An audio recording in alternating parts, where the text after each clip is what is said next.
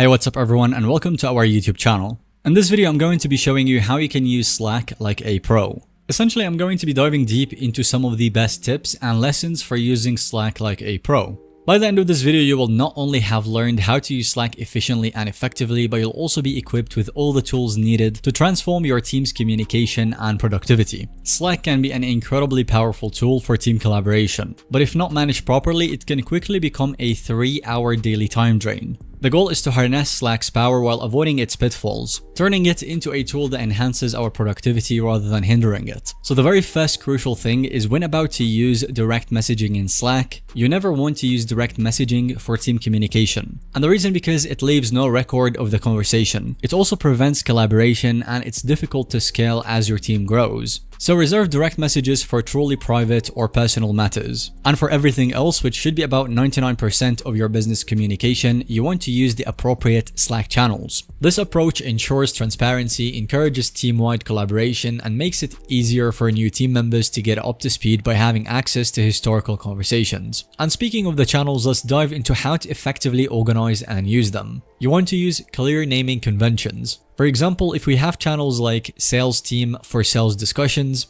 Booked Appointments for new appointment notifications, and Payment Success for high-ticket sales alerts, it would make it easy for team members to find the right channel for their needs. Additionally, there's the gradual channel introduction. So when new team members join, you want to start them with just 1 or 2 channels and then gradually add more as needed for their role. This prevents overwhelming them and allows new hires to get used to the team's communication style gradually. So the goal is not to have new team members join every possible channel, it's just more channels often lead to more distractions. Instead, focus on connecting team members with the channels most relevant to their work. Next, I'm going to talk about the most critical aspect of Slack communication: how to send channel messages effectively. So for non-urgent messages, send without tags. This is rare but appropriate for general greetings or non-time sensitive information. For example, if you send a simple good morning team in the general channel, it doesn't need to notify everybody. And if you're addressing a specific person, you can use @ and then enter their name. This is a great feature that allows you to notify specific teams without disturbing the entire channel.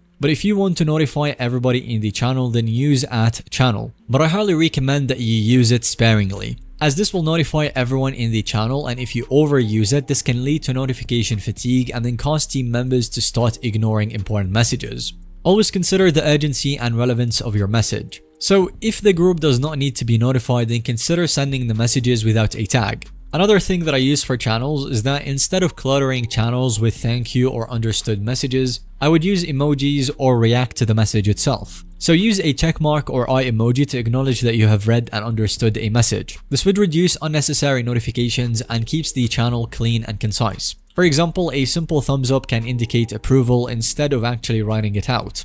Another great thing to keep the channels more organized, you can always reply in threads rather than the main channel. This keeps the conversations separate and contained and easy for reference later. It also prevents channels from becoming cluttered with fragmented conversations. Threads are particularly useful for discussions that involve multiple back and forths or for providing additional context to a main message without much clutter in the channel. And for quick discussions, you can use Slack huddles instead of scheduling formal meetings. This feature is perfect for quick, seamless conversations that don't require a full Zoom call. Huddles can be particularly useful for brainstorming sessions or quick problem-solving discussions. So the goal is to get questions answered quickly and efficiently. If a huddle starts to run long, consider scheduling a more formal meeting. Another tip is that you can mute channels that are informative but don't require your constant attention. That way you can manage information overload. You will still be notified if directly tagged but won't be distracted by every single message. Regularly review your muted channels to ensure that you're not missing important information.